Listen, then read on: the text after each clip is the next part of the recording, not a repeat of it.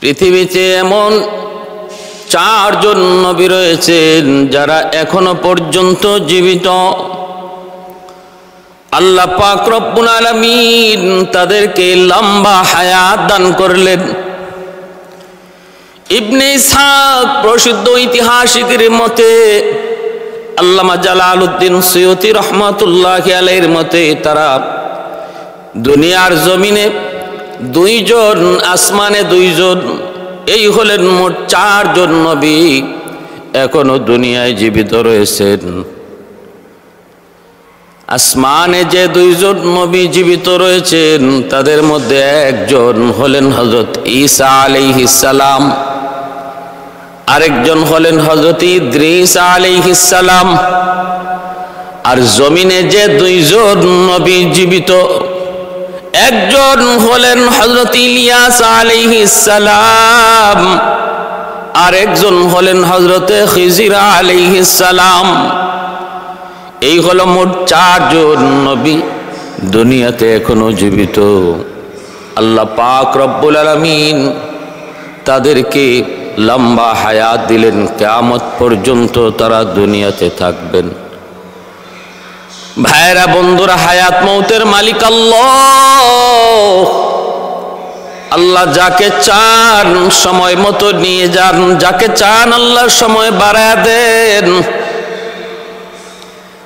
এ ভাই, আসমানের মধ্যে যে দুইজন নবী এখনো জীবিত, তাদের একজন হলেন হযরতে ঈসা আলাইহিস সালাম, আর একজন ইদ্রিস আলাইহিস সালাম।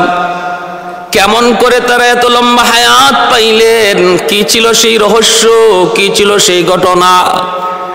হযরত ইদ্রিস আলাইহিস সালামের ব্যাপারে বলা হয়, তারিখের কিতাবের মধ্যে রয়েছে। এ ভাইরা বন্ধুরা, আল্লাহর পয়গম্বর সৈয়দুনা ইদ্রিস আলাইহিস সালাম বহুত বড় আল্লাহর একজন পয়গম্বর। আদম আলাইহিস সালামের ছেলে হযরত শীস আলাইহিস সালামের বংশধর।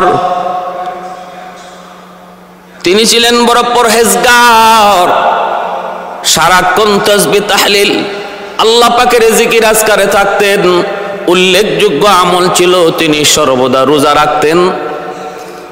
আল্লাহর পয়গম্বর রোজা রাখতেন। ইফতারের সময় জান্নাত থেকে তার জন্য ইফতারি আনা হতো। ওই ইফতারি তিনি ভক্ষণ করতেন, যা থাকতো সেটা আবার জান্নাতে চলে যেত। ইদ্রিস আলাইহিস সালাম বেশি বেশি রোজা রাখার কারণে আল্লাহর ভালোবাসা, আল্লাহর মহব্বত, আল্লাহর প্রেম তিনি লাভ করলেন। কারণ রোজা একমাত্র আল্লাহর জন্য। হাদিস শরীফে নবী বলেন, আস-সাওমু লি ওয়া আনা আজজি বিহি। হাদিসে কুদসি আল্লাহ পাক বলেন, যেই মানুষটা রোজা রাখলো সে যেন আমার জন্যই রোজা রাখলো, আর রোজার প্রতিদান আমি আল্লাহ নিজের হাতে দেব। ওয়া ফি riwayatin উজজা বিহি, অন্য রিওয়ায়াতে এসেছে রোজার বদলা আল্লাহ বলেন আমি নিজেই বান্দার হয়ে যাব। ইদ্রিস আলাইহিস সালাম এত বেশি রোজা রাখতেন। আজরাইল আলাইহিস সালাম আল্লাহর কাছে সুপারিশ করলেন, মালিক, আমি আপনার পয়গম্বর সৈয়দনা ইদ্রিসের সাথে একটু মহব্বত করতে চাই, তার সাথে একটা মহব্বতের সম্পর্ক তৈরি করতে চাই। মানুষের বেশ ধরে হযরত আজরাইল আলাইহিস সালাম সৈয়দনা ইদ্রিস আলাইহিস সালামের কাছে আসলেন। মেহমান হলেন, তিনিও রোজা রাখছেন। আজরাইল আলাইহিস সালাম তিনিও রোজাদার। ইফতারের সময় জান্নাতি ইফতার সামনে হাজির হলো। সৈয়দনা ইদ্রিস আলাইহিস সালাম মেহমানকে নিয়ে ইফতার খাইতে বসলেন। নিজে খাইতেছেন, মেহমানকে বলতেছেন খাওয়ার জন্য, কিন্তু তিনি তো মানুষ নন, তিনি তো নূরের তৈরি ফেরেশতা, তিনি তো সেই পরিচয় দেন না। না দেওয়ায় তিনি বলতেছেন, হযরত আমি খাবো না, আপনি খান। সৈয়দনা ইদ্রিস আলাইহিস সালাম তিনি চেষ্টা করে মেহমানকে কিছু খাওয়াইতে পারলেন না। যাক, তিনি না খেয়ে সারাদিন ইবাদত, সারা রাত আল্লাহর বন্দেগী করলেন। সকালবেলা দুজন বের হলেন একটু সফরে। ভাইয়েরা আমার, বন্ধুরা আমার, খেয়াল করে মনোযোগ দিয়ে শুনুন। সফরে বের হয়েছেন একটা ফসলি জমি, ওই ফসলি জমির কাজ দিয়ে তারা যাইতেছেন, ফল ফলাদিতে ভরপুর বাগান। সাইয়েদুনা ইদ্রিস আলাইহিস সালামকে মালাকুল মউত আজরাইল বলতেছেন, ওগো আল্লাহর পয়গম্বর, চলুন আমরা ওই গাছ থেকে কিছু ফল ভক্ষণ করি। সাইয়েদুনা ইদ্রিস আলাইহিস সালাম বলেন, আপনি তো বড় আশ্চর্য মানুষ, হালাল খাবার আপনার সামনে পেশ করলাম, কিন্তু আপনি হালাল খানা খাইলেন না, এখন অন্যের মাল খাইতে চাইতেছেন। চলুন সামনে চলুন। সামনে চললেন, দেখেন বকরি রাখাল একদল, এক পাল বকরি চরণভূমিতে বিচরণ করতেছে। এখানে যাইও মালাকুল মউত আজরাইল বলতেছেন সাইয়েদুনা ইদ্রিস আলাইহিস সালামকে, চলুন আমরা একটা বকরি জবাই করে ভক্ষণ করি। আল্লাহর নবী তখনও আশ্চর্য হলেন, হালাল খাবার আপনার সামনে পেশ করলাম, আপনি হালাল খানা খাইলেন না, আর এখন অন্যের মাল খাইতে চান, কি আশ্চর্য। চলুন সামনে চলুন। 3 দিন তার বাড়িতে থাকলেন। ওনার চাল চলনে হযরতে সাইয়েদুনা ইদ্রিস আলাইহিস সালামের কিছু সন্দেহ হলো। পরে তিনি জানতে চাইলেন, পিরাপিরি করলেন যে আপনার পরিচয় কি, আপনি বলুন কে আপনি। আজরাইল আলাইহিস সালাম তখন পরিচয় দিয়ে দিলেন হাসি মুখে, ওগো আল্লাহর পয়গম্বর, আমি তো দুনিয়ার কোন মানুষ নই, আমি হলাম নূরের তৈরি ফেরেশতা, আমার নাম মালাকুল মউত আজরাইল। হযরত ইদ্রিস আলাইহিস সালাম বলতেছেন, আপনি কি সেই মালাকুল মউত যিনি মানুষের জান কবজ করেন? বলে, হ্যাঁ আমি সেই মালাকুল মউত। ইদ্রিস আলাইহিস সালাম বলেন, তাহলে আসলেন, আপনি আমার কাছে আসলেন কি আমার জান কবজ করার জন্য? তিনি বলেন, না, আমি আপনার জান কবজ করতে আসি নাই, আমি এসেছি আপনার সাথে একটা বন্ধুত্ব স্থাপন করার জন্য। আল্লাহ আপনাকে খুব ভালোবাসেন, এজন্য আমি আপনার সাথে সাক্ষাতে এসেছি, বন্ধুত্ব স্থাপন করতে এসেছি, আমি আপনার বন্ধু হতে চাই। সাইয়েদুনা ইদ্রিস আলাইহিস সালাম তখন বলেন, আমি আপনার সাথে বন্ধুত্ব স্থাপন করতে পারি 3 শর্তে। 1 নম্বর শর্ত হলো, মানুষের রূহ কবজ করেন আপনি, আমি একটু জানতে চাই, একটু বুঝতে চাই কেমন করে রূহ কবজ করা হয়। এই রূহ কবজ করার অবস্থাটা আমি একটু বুঝতে চাই, জানতে চাই, এজন্য আপনি আমার জানটা এখন কবজ করবেন। মালাকুল মউত আজরাইল বলেন, এটা আমার ইচ্ছাধীন নয়, যদি রূহ কবজ করতে হয় আল্লাহর পক্ষ থেকে অনুমতি লাগবে। সাইয়েদুনা ইদ্রিস আলাইহিস সালাম আল্লাহর কাছে অনুমতি নিয়ে মালাকুল মউত আজরাইলকে বললেন, ভাই আজরাইল, আপনি আমার জানটা কবজ করুন, আমি একটু দেখতে চাই রূহ কবজ, জান কবজের হালতটা কেমন হয়। আমাদের প্রত্যেকেরই সামনে জান কবজের হালত রয়েছে রে ভাই। এমন কোনো প্রাণী নাই যে প্রাণী মৌতের স্বাদ গ্রহণ করবে না। প্রত্যেকের সামনেই সাকরাতুল মউত রয়েছে, মরণের যন্ত্রণা রয়েছে।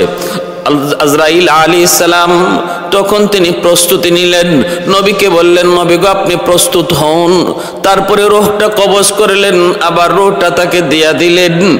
এরপরে আজরাইল আলাইহিস সালাম বলতেছেন, আল্লাহর পয়গম্বর, বলুন তো আপনার কাছে কেমন লাগলো, জান কবজটা কেমন লাগলো, কেমন বুঝলেন? সাইয়েদুনা ইদ্রিস আলাইহিস সালাম বলতেছেন, ভাই মালাকুল মউত আজরাইল, আমি কি বলবো, শুধু এতটুকু বলতে পারি, একটা জিন্দা প্রাণীকে জীবন্ত সিলাইয়া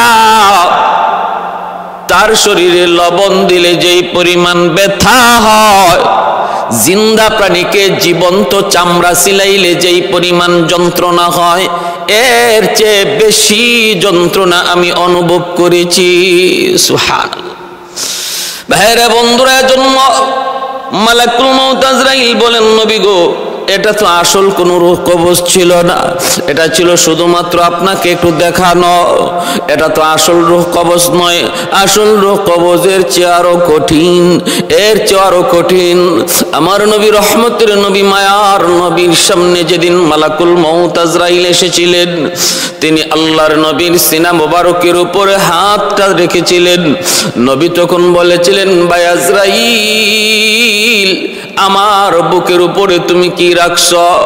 তিনি বলেন, নবী গো, আমি আমার হাতটা রেখেছি। আল্লাহর নবী বলেন, ভাই আজরাইল, আমি তো মনে করেছি আমার বুকের উপর তুমি উহুদ পাহাড় চাপায়া রাখছ। এতটা যন্ত্রণা আমার আপনার প্রত্যেকের সামনে রয়েছে, সবার সামনে যন্ত্রণা। প্রাণী মাত্রই তার মরণের স্বাদ গ্রহণ করতে হবে। কুল্লু নাফসিন যায়িকাতুল মাউত। আল্লাহ পাক রব্বুল আলামিন প্রত্যেকটা প্রাণীকে এই মৌতের স্বাদ গ্রহণ করার ঘোষণা দিয়ে রাখছেন। এরপরে সাইয়্যিদুনা ইদ্রিস আলাইহিস সালাম বলতেছেন, আমার আরেকটা শর্ত হলো, আমাকে জাহান্নাম একটু দেখাও, যাতে করে জাহান্নামের আযাব দেখে আমি আল্লাহর ইবাদত, আল্লাহর বন্দেগী, আল্লাহর পাকের পাবন্দি আরো বাড়াইয়ে দিতে পারি। আল্লাহর নির্দেশে সাইয়্যিদুনা ইদ্রিস আলাইহিস সালামকে নিয়ে হযরত মালাকুল মউত আজরাইল জাহান্নাম দেখাইলেন, জাহান্নামের শাস্তি দেখাইলেন। তারপরেই ইদ্রিস আলাইহিস সালাম 3 নাম্বার শর্ত করতেছেন।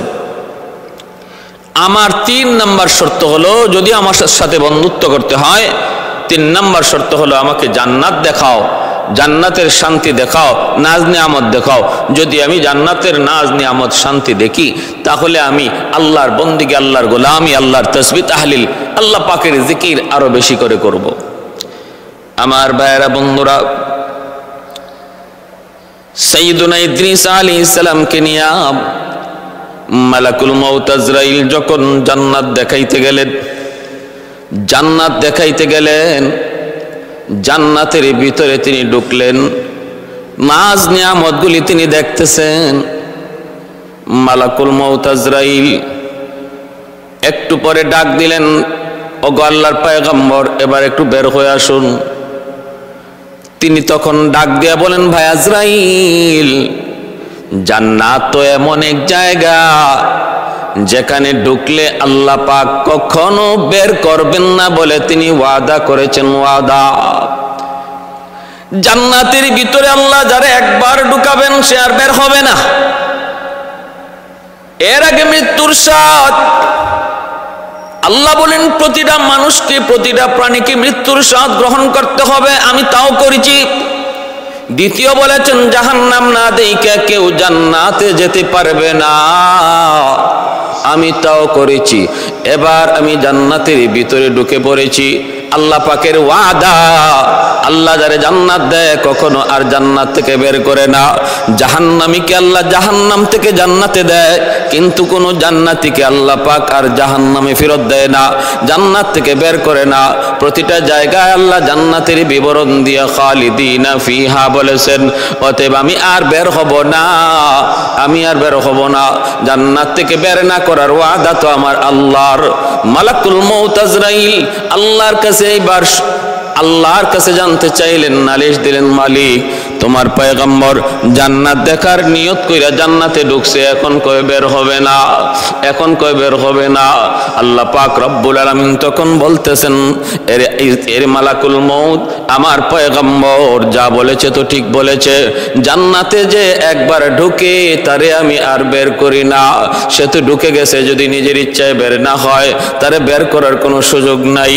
তুমি চলে যাও, আমার পয়গম্বর ইদ্রিস জান্নাত ঘুরে ঘুরে দেখবে। এই যে মালাকুল মউত চলে আসলেন, আর সাইয়্যিদুনা ইদ্রিস আলাইহিস সালাম জান্নাতে ঢুকলেন। আজও পর্যন্ত তিনি জান্নাতে ঘুরে বেড়াইতেছেন, জান্নাতে ঘুরে বেড়াইতেছেন।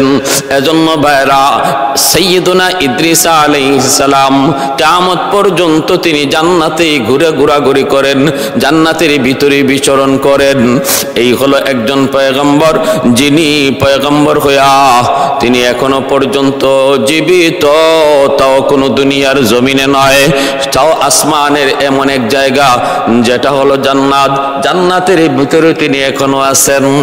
এ ভাই, খেয়াল করে মনোযোগ দিয়ে শুনো। 2 নম্বরে হযরত ঈসা আলাইহিস সালাম, তিনাকে আল্লাহ পাক আসমানে তুলে নিয়েছেন। ঈসা আলাইহিস সালাম এখনো জীবিত, আসবেন এক সময়। কোন সময়?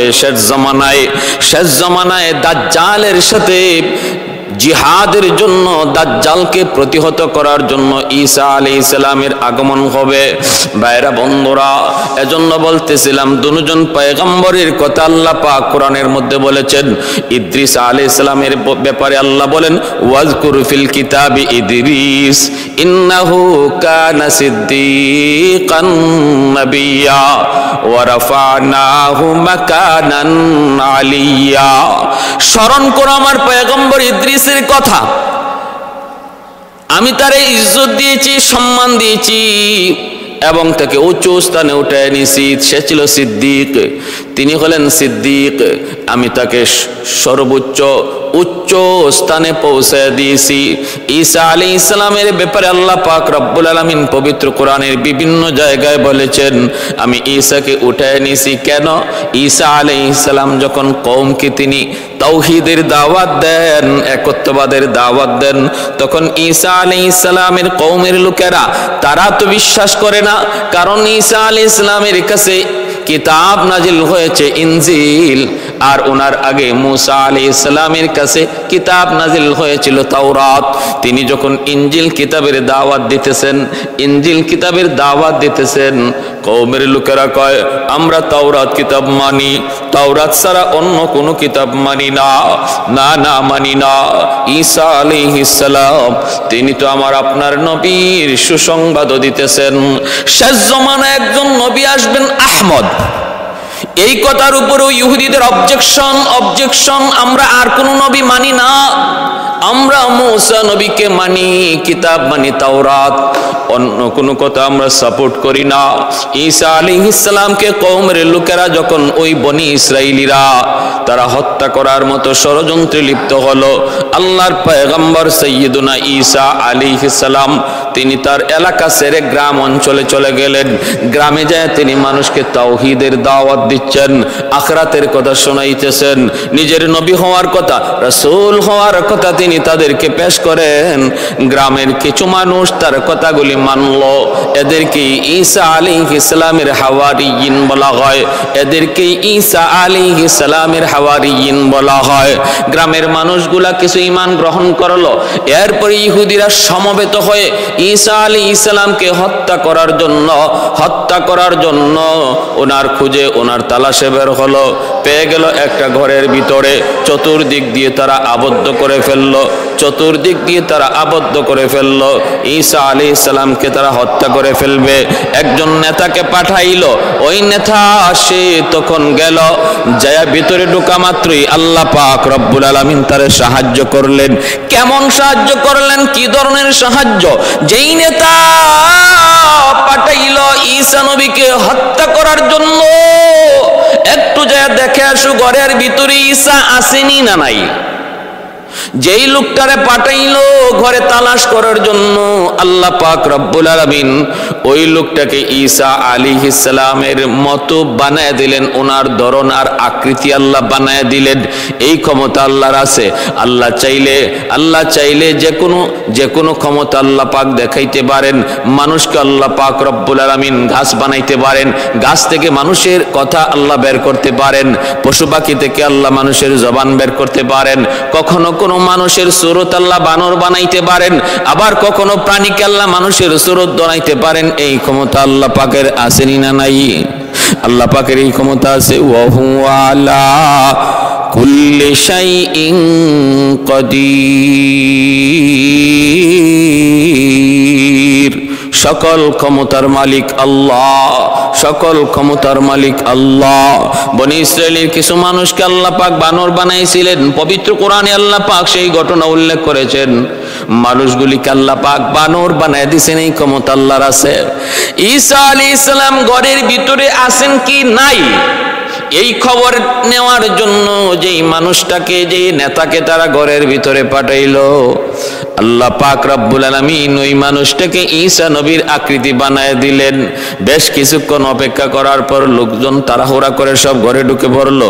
এইদিকে আল্লাহ পাক রব্বুল আলামিন জিব্রাইল মারফতে তার পয়গম্বর, তার রাসূল সাইয়্যিদুনা ঈসা আলাইহিস সালামকে তিনি আকাশে উঠায় নিলেন। আকাশে উঠায় নিলেন। ওরা ভিতরে ঢুইকা নিজের নেতাকে ঈসা মনে কইরা হত্যা করলো, মারধর করলো। সে বারবার বলতেছে, রে ভাই আমি কিন্তু ঈসা না, আমি কিন্তু ঈসা না। কিন্তু ওরা বলতেছে না না, কারণ সুরত তো আল্লাহ ঈসা নবীর বানায় দিছেন। এজন্য কওমের লোক বিশ্বাস করে না, বিশ্বাস করে না, মারধর করে করে হত্যা করে ফেললো, শুলিতে চড়াইলো। এই হলো ঈসা আলাইহিস সালামকে আল্লাহ পাক আকাশে তুলে নেওয়ার ঘটনা। আল্লাহ তুইলা নিছেন আসমানে, আর ঈসা মনে করে ওরা হত্যা করে ফেললো। এজন্য ইহুদিরা মনে করে ঈসা নবীকে ওরা হত্যা করেছে। কিন্তু আল্লাহ কোরআনে বলেন না না, আমার ঈসাকে আমি আল্লাহ আসমানে উঠায় নিছি, আজও পর্যন্ত জীবিত। আসবেন শেষ জমানায়, ইমাম মাহদী আলাইহিস সালামের জমানায় ঈসা আলাইহিস সালাম আগমন করবেন, আর তিনি তখন দাজ্জালের সাথে যুদ্ধ করবেন। ইমাম মাহদী আলাইহিস সালাম আসরের নামাজের সময় নামাজটা পড়াইবেন।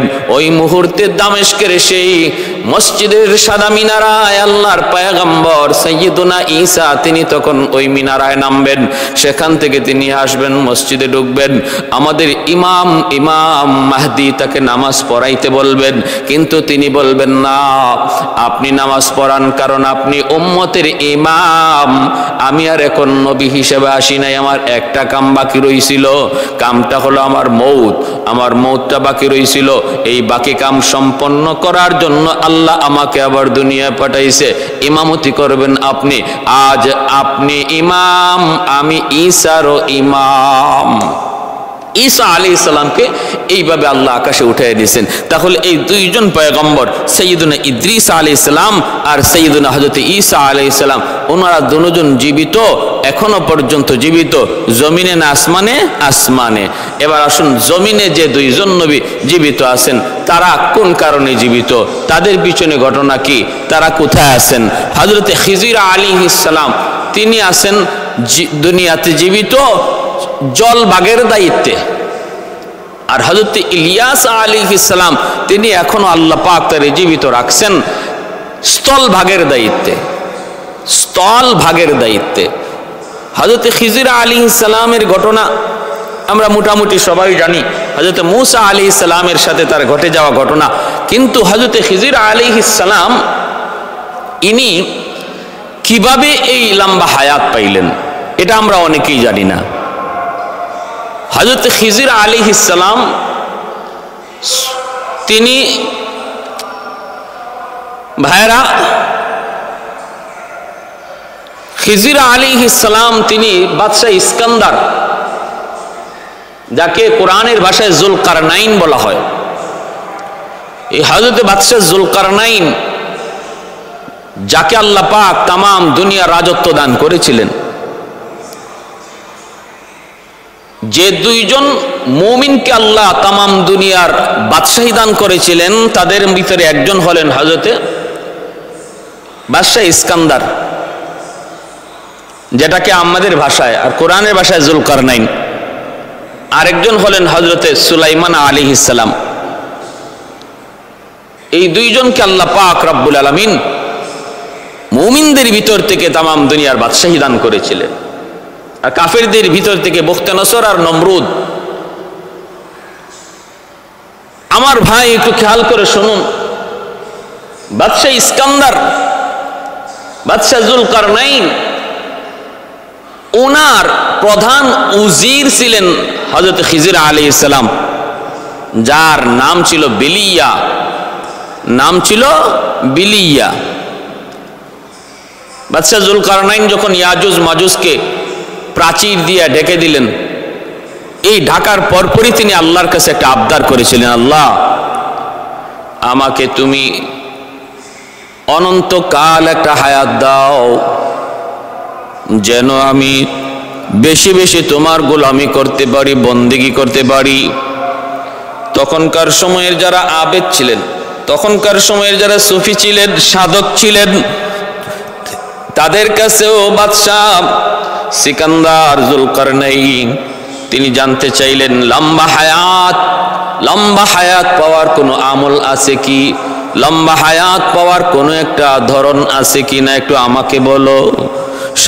সাধকেরা বলল, হ্যাঁ একটা সূরত আছে, লম্বা হায়াত যদি আপনাকে পেতে হয় তবে আবে হায়াত পান করা লাগবে। আব শব্দের অর্থ হলো পানি, হায়াত অর্থ হলো জীবন। এমন এক পানি আপনাকে পান করতে হবে যেই পানির মধ্যে জীবন রয়েছে। বলে এই আবে হায়াত পাবো কোথায়? আবে হায়াত পাবো কোথায়? সাধক তিনি তখন বললেন, কুহে কাফ নামক একটা পর্বতমালা, এই কুহে কাফ, এই পর্বতের ভিতরে অন্ধকার একটা গুহার মধ্যে পানি আবে হায়াত আল্লাহ রেখে দিয়েছেন, যা দুধের চেয়েও বেশি সাদা, মধুর চেয়েও বেশি মিষ্টি, মেশকে আম্বরের চেয়েও বেশি ঘ্রাণ। এই পানি যে একবার পান করবে, আল্লাহ পাকের উসিলায় আল্লাহ তারে লম্বা হায়াত আল্লাহ তারে দান করবে। তাহলে পেতে হলে কি করতে হবে? কই কুহে কাফ যেতে হবে, তালাশ করতে হবে। সেখানে অন্ধকার এক গুহা, সেই গুহার মধ্যে তালাশ করতে হবে। তবে এই তালাশটা অত্যন্ত বিপজ্জনক। তারপরও বাদশাহ জুলকারনাইন তিনি তালাশে বের হওয়ার ইচ্ছা পোষণ করলেন। রাজ্যে তিনি জানায় দিলেন, মন্ত্রী পরিষদের মধ্যে তিনি আলোচনাও করলেন, সিদ্ধান্ত নিলেন আমি বের হয়ে যাব। আমার কিছু যুবক সৈন্য সামন্ত নিয়ে আমি বের হয়ে যাব। তালাশে যদি বছর কেটেও যায়, বছর কেটেও যায়, আমি তালাশ করব। রাজ্যের দায়িত্ব আপাতত কাউকে দিয়া বাদশাহ জুলকারনাইন আবে হায়াতের তালাশে বের হলেন। সঙ্গী বানাইলেন কিছু যুবক, কিছু সেনা সামন্তকে, আর প্রধান উজির হযরতে বিলিয়া, যার পরবর্তী নাম ছিল হযরতে খিজির আলাইহিস সালাম, ওনাকে সঙ্গে নিয়ে রওনা দিলেন। অন্ধকার গুহার ভিতরে তারা তালাশ করবেন, বাতি জ্বালানো যাবে না, কারণ সাধক জানিয়ে দিছে আগুন নিয়ে ওই গুহার ভিতরে ঢোকা যাবে না, তাহলে অন্ধকারে দেখবো কেমন করে। সিদ্ধান্ত নিলেন দামি হীরার টুকরা সাথে নিয়ে তারা বের হবেন, দামি হীরার টুকরা সাথে নিয়ে তারা গুহায় বের হবেন। প্রত্যেকের হাতে একটা করে দামি হীরার টুকরা দেওয়া হলো। দামি হীরার টুকরা নিয়ে তারা গুহার ভিতরে ঢুকবেন। বের হলেন লম্বা সফর। ওই লম্বা সফরের ভিতরে কতজন এই সফরের মধ্যেই গায়েব হয়ে গেল। কুহে কাফ পর্যন্ত তারা পৌঁছে গেলেন। গুহা চরম অন্ধকার। হযরত বিলিয়ার কাছেও বাদশাহ জুলকারনাইন একটা দামি পাথর হীরার টুকরা দিলেন, যেই হীরার পাথরের কারণে আলো চমকায়, আলো জ্বালাইতে হয় না। ওই হীরার টুকরা যার হাতে থাকে সেই রাস্তা দেখতে পায়, অন্ধকারও আলো দেখতে পায়।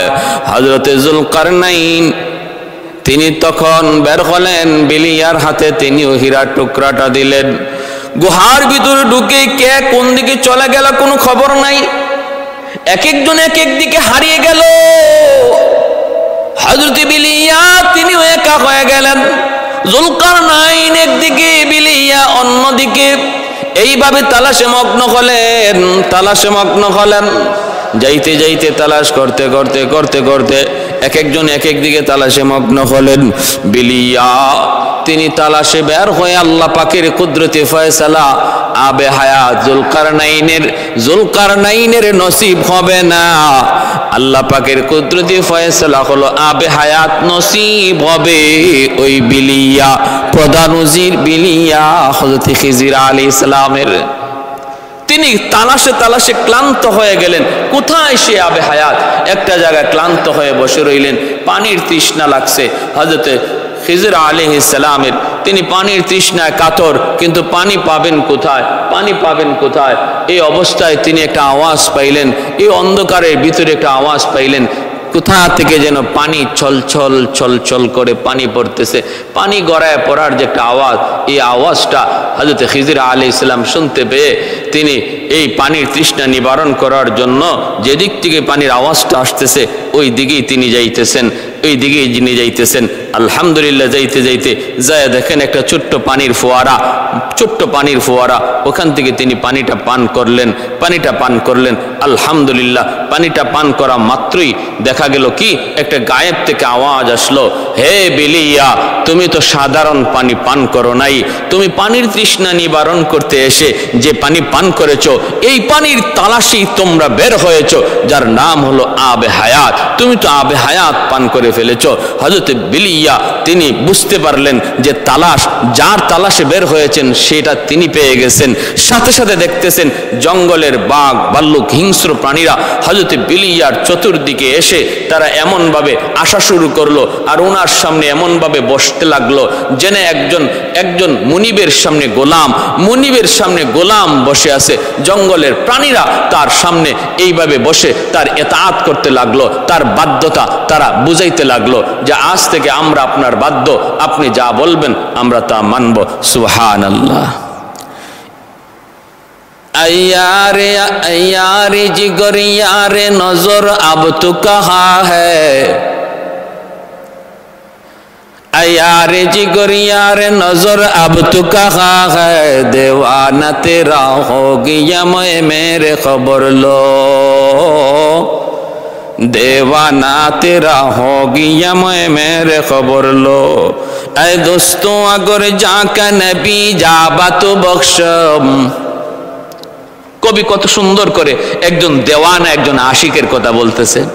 আয়ারে জিগর নূরে নজর আব তো কাহা হ্যায়, দেওয়ানা তেরা হো গিয়া मैं मेरे खबर लो, देवाना तेरा हो गया मैं मेरे खबर लो।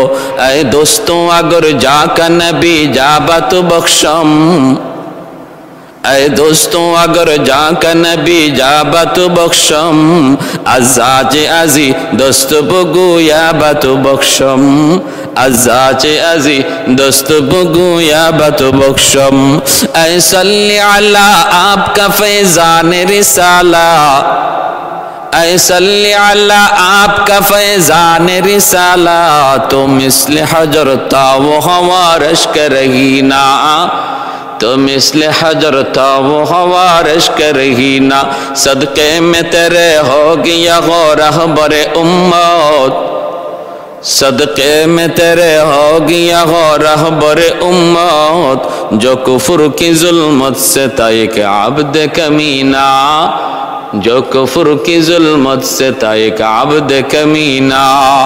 अय्यारे जिगर नूर नजर अब तो कहाँ है, दीवाना तेरा हो गया मैं मेरे खबर लो, दीवाना तेरा हो गया मैं मेरे खबर लो। भाईरा, এই পানি যে পানির পান করার জন্য বের হয়েছিলেন বাদশা জুলকারনাইন, সেই পানি নসিবে রাখলেন আল্লাহ হযরত খিজির আলাইহিস সালামের, যিনি তখনকার সময়ে বাদশা জুলকারনাইনের প্রধান উজির ছিলেন। এর থেকেই হযরত খিজির আলাইহিস সালাম তিনি আবে হায়াত পান করার মাধ্যমে আল্লাহর পক্ষ থেকে আল্লাহর রহমতে আল্লাহ পাকের ইশারায় লম্বা হায়াত তিনি পেয়ে গেলেন, আজও পর্যন্ত জীবিত আছেন। ভাইরা বন্ধুরা, আমি বলবো এর ভিতরে মতানৈক্য থাকতে পারে, কেউ বলেন যে না না জীবিত নাই, কেউ বলেছেন তিনি জীবিত আছেন। আমরা বলতেছি একটু মনোযোগ দিয়ে শুনুন, হযরত খিজির আলাইহিস সালাম জীবিত আছেন। এই জীবিত থাকার বিষয়টা অনেকে সাক্ষীও দিয়েছেন, অনেকে সাক্ষীও দিয়েছেন। আবু বকর সিদ্দিক রাদিয়াল্লাহু তাআলা আনহুর সাথে আল্লাহর নবীর ইন্তেকালের পর নবীজির দেহ মুবারক যখন মদিনাতুল মুনাওয়ারায় নবী দুনিয়া থেকে বিদায় হয়ে গেছেন, ওই অবস্থায় হযরত খিজির নবীর দেহটা দেখতে এসেছিলেন।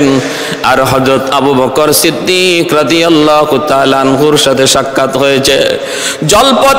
জলপথে কোনো মানুষ বিপদগ্রস্ত হয়ে গেলে হযরত খিজির আলাইহিস সালাম তখন বিপদগ্রস্ত মানুষকে উদ্ধার কাজে তিনি সাহায্য করেন।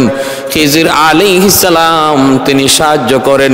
বিপদে পড়েছে কোনো মানুষ জলে, তাদেরকে সাহায্য করতে তিনি আগে আসেন। পৃথিবীর জমিনের কোথাও কোনো মানুষ বিপদে আক্রান্ত, খিজির আলাইহিস সালাম তিনি তাদের সাহায্য করেন। ভাইরা, এর থেকে হযরত খিজির আলাইহিস সালাম তিনি হায়াত পাইলেন, লম্বা হায়াত। আরেকজন হলেন হযরত ইলিয়াস আলাইহিস সালাম।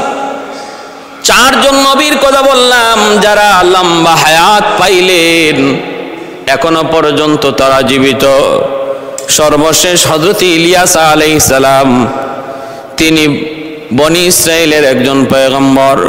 হযরত ইলিয়াস আলাইহিস সালাম ইনি ওনার কওমকে যখন কালেমার দাওয়াত দেন, তাওহীদের দাওয়াত দেন, কওমের লোকেরা তা মানে না। এটাই স্বাভাবিক।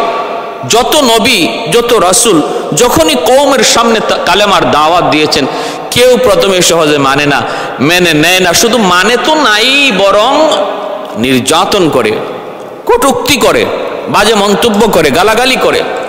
আল্লাহ কোরআনের পবিত্র কোরআন সূরা ইয়াসিনের মধ্যে বলেন, ইয়া হাসরাতান আলাল ইবাদ মা ইয়াতিহিম মির রাসূলিন ইল্লা কানু বিহি ইস্তাহজিউন।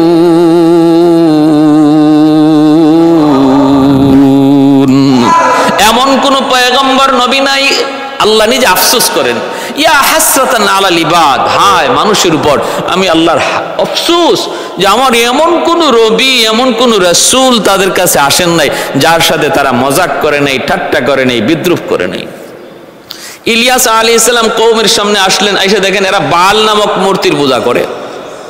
বাল হলো এক সুন্দরী, বিশ্ব সুন্দরী এক নারী ছিল বাল নামে। ওই নারীর পূজা করে সে দুনিয়া থেকে মৃত্যুর পর। তখন তার মূর্তি বানায়া এলাকার মানুষ ও বালের পূজারী, তিনি কালেমার দাওয়াত দিতেছেন, মূর্তি পূজা না করতে নিষেধ করতেছেন। এই অবস্থায় তারা তার কথা মানল না। এমনকি বালকে তারা দেবতা তো মানেই, এই বালের 150 জন মিথ্যা নবীও বানাইছে, মিথ্যা নবীও বানাইছে তাদের দেবতার। তিনি তাদের কাছে কালেমার দাওয়াত দেওয়ার পরে যখন মানে না, আল্লাহর কাছে আযাব চাইলেন। আল্লাহ পাক রব্বুল আলামিন আযাব দেওয়ার অঙ্গীকার করলেন। আযাব চলে আসলো, দুর্ভিক্ষ। বাদশার কাছে যায় নবী বলতেছেন, দুর্ভিক্ষ থেকে যদি বাঁচতে হয় তাহলে তওবা করে তাওহীদের পথে চলে আসো, মূর্তি পূজা ছেড়ে দাও, নতুবা এই আযাব যাবে না। আমার কথা যদি বিশ্বাস না হয়, আমি যে নবী, আমি যে পয়গম্বর, এই কথা যদি বিশ্বাস না হয়, তাহলে আসো প্রমাণ করি। তোমাদের যেই নবী, ওই বালের যে মিথ্যা নবী, এরা মিথ্যাবাদী নবী, আমি এটা প্রমাণ করতে সক্ষম। বাদশা তখন বলল, তুমি কেমন করে প্রমাণ করবা? তিনি বললেন, তাহলে ওই নবীদেরকে ডাকো, ওদেরকে বলো ওরা বালের নামে কুরবানি দিবে, আমি আমার আল্লাহর নামে কুরবানি দিব। আর তখনকার সময়ে কোরবানি কবুল হওয়ার আলামত ছিল আসমান থেকে আগুন আইসা যার কোরবানিটা খেয়ে ফেলতো, বোঝা যাইতো তার কোরবানি আল্লাহর কাছে কবুল হয়েছে। এই কথা বলার পর বাদশাহ তার ওই মিথ্যা নবীদেরকে ডাকলো, বাল দেবতার নবীদেরকে ডাকলো, ডাইকা বলল, এই হলো তোমাদের সামনে চ্যালেঞ্জ, ইলিয়াসের চ্যালেঞ্জ। তোমরা কোরবানি দিবা, রাখবা, সেও কোরবানি দিবে, বস্তু রাখবে, আকাশ থেকে যার কোরবানি এসে আগুন খেয়ে ফেলবে, বোঝা যাবে তার কোরবানি কবুল, তার ধর্ম সত্য, তার মতবাদ সত্য। এই কথা বইলা ওরা যখন কোরবানির বস্তু মাটিতে রাখলো, আসমান থেকে কোনো আগুনও আসে না। হযরত ইলিয়াস আলাইহিস সালাম যখন আল্লাহর নামে কোরবানি দিয়া বস্তু রাখলেন, আসমান থেকে এইভাবে আমার ভাইয়েরা আগুন আইসা ওনার কোরবানিটা খেয়ে ফেললো। প্রমাণ হয়ে গেল সবার সামনে, প্রমাণ হয়ে গেল সবার সামনে যে ওনার কোরবানি কবুল হয়েছে। এই দিকে আমার ভাইয়েরা কোরবানি কবুল হওয়ার পর সাথে সাথে উপস্থিত মুহূর্তে কিছু মানুষ কালেমা পড়ে মুসলমান হয়ে গেল। কিন্তু বাদশাহ এবং বাদশার স্ত্রী সে তো সেটা মানে না, তাদের ষড়যন্ত্র রয়ে গেল, তারা ষড়যন্ত্র করলো হত্যা করার জন্য। তখন আল্লাহর পয়গম্বর সাইয়্যিদুনা হযরত ইলিয়াস আলাইহিস সালাম তিনি তখন এলাকা ছেড়ে অন্যত্র চলে গেলেন। এলাকা ছেড়ে অন্যত্র চলে গেলেন। ভাইরা, অন্যত্র চলে যাওয়ার পর সেখানে তিনি মানুষকে দাওয়াত দিতেছেন, আত্মগোপনে চলে গেলেন। খোঁজ তালাশে মগ্ন হয়ে গেল হত্যা করার জন্য। নবী তখনও তিনি এইভাবে নিজেকে আত্মগোপনে নিয়ে গেলেন। আর এইদিকে আল্লাহর পক্ষ থেকে তাদের উপরে আযাব আসলো, কঠিন আযাব। এমন আযাব আসলো যে আযাবে এমন এক দুরারোগ্য রোগে আক্রান্ত হলো, সবগুলি তারা এই রোগে মারা গেল। আর ইলিয়াস আলাইহিস সালাম তিনি যে আত্মগোপনে গিয়েছেন সেখান থেকে আর তিনি ফিরে আসেন নাই। আল্লাহ পাক তারে ওইভাবেই আত্মগোপনে রেখে দিয়েছেন, কিয়ামত পর্যন্ত তিনি এইভাবে থাকবেন। শাওয়াহিদুন নবুয়া নামক কিতাবের মধ্যে একটা ঘটনা বলি। ও আল্লাহর নবী, রহমতের নবী, মায়ার নবী আবু হুরায়রা রাদিয়াল্লাহু তাআলা আনহু থেকে বর্ণিত, আল্লাহর নবী একদিন সফরে বের হয়েছেন। নবীর সাথে নবীর একজন সাহাবী। ওই অবস্থায় একজন মানুষ পাহাড়ের ওই প্রান্ত থেকে নবীকে ডাক দিল। আল্লাহর নবী সাহাবীকে বলতেছেন, তুমি এখানে দাঁড়াও, আমি একটু দেখে আসি। তিনি গেলেন, যায় দেখেন একজন মানুষ ঘোড়ার উপরে সওয়ার। তিনি নবীকে দেখে ঘোড়া থেকে নামলেন। নামার পরে দুজনে কথা বলতেছেন। সাহাবী বলেন, আমি দেখলাম তারা দুজনে কথা বলতেছেন। ওই অবস্থায় দেখলাম আসমান থেকে খাঞ্চা ভরা একটা খাবার তাদের সামনে নাজিল হলো। সেই খাবার তারা দুজনে খাইলেন, আমাকেও ডাক দিলেন, আমিও সেই খানায় শরিক হলাম। তারপরে আমি চলে আসলাম। নবী বললেন, তুমি একটু দূরে চলে যাও। একটু দূরে চলে গেলাম, তখন দেখি আকাশ থেকে একটা আবর এসে তারা ওই মানুষটারে আবার নিয়ে গেল। তিনি অদৃশ্য হয়ে গেলেন। আল্লাহর নবীকে আমি জিজ্ঞেস করলাম, নবী গইনি কে? আল্লাহর নবী বলতেছেন, ইনি হলেন আল্লাহর পয়গম্বর সাইয়্যিদুনা ইলিয়াস আলাইহিস সালাম, যাকে আল্লাহ পাক রব্বুল আলামিন আত্মগোপনে রেখেছেন। এখনো পর্যন্ত তার মরণ হয় নাই। কিয়ামত পর্যন্ত আল্লাহ তার লম্বা হায়াত দিয়েছেন। ইলিয়াস আলাইহিস সালামকে দায়িত্ব দিয়েছেন স্থলভাগের, তিনি স্থলভাগ বিচরণ করেন। আর খিজির আলাইহিস সালামের দায়িত্ব হলো জলভাগের, তিনি জলভাগ নিয়ন্ত্রণ করেন। ভাইরা বন্ধুরা, এজন্য বলতেছিলাম এই চারজন পয়গম্বর দুনিয়াতে এখনো জীবিত। আর জীবিত থাকার পিছনে রহস্য কি তাও বলে দিলাম। ভাইরা বন্ধুরা, এবার বলুন তো দেখি, হায়াত মৌত কার হাতে? বলে আল্লাহর হাতে। কার হাতে? আল্লাহর হাতে। ওই হায়াত মৌতের মালিক আল্লাহ। যাকে আল্লাহ হায়াত বাড়ায় দেন, যার হায়াত যেখানে শেষ আল্লাহ তাকে নিয়ে নেন। এটা আল্লাহ পাকের ইখতিয়ার, আল্লাহ পাকের ইখতিয়ার। তবে এই ঘটনা, এর ব্যাপারে মতভেদ আছে। কেউ বলছেন এটা হযরত আল্লামা জালালউদ্দিন সুয়ুতী রহমতুল্লাহ আলাইহি, ওনার মতে যে তারা এখনো জীবিত। কিন্তু আল্লামা ইবনে কাসির তার তাফসীর ইবনে কাসিরের মধ্যে এগুলাকে তিনি বিশুদ্ধ বলেন নাই, বিশুদ্ধ বলেন নাই। অতএব মতানৈক্য রয়েছে। তাহলে এতে আমাদের কোনো আমলের কিছু নাই যে এটা বিশ্বাস করার দ্বারা আমার ঈমান থাকবে না, অথবা বিশ্বাস না করলে আমার ক্ষতি হয়ে যাবে, এমন কিছু না। তবে আল্লাহর কাছে কোনো কিছু অসম্ভব নয়। আল্লাহ পাক সব পারেন, আল্লাহ পাক সব পারেন। প্যারে হাজিরিন, এজন্য আল্লাহ আমাদের সবাইকে আল্লাহ পাকের কুদরতের উপর সর্বদা, আল্লাহ পাকের কুদরতের উপর সর্বদা বিশ্বাস করে চলার এবং আল্লাহ পাকের কুদরতকে মান্য চলার তৌফিক আল্লাহ আমাদের সবাইকে দান করুন। আল্লাহ পাকের শুকর গুজার হওয়ার তৌফিক আল্লাহ দান করুন।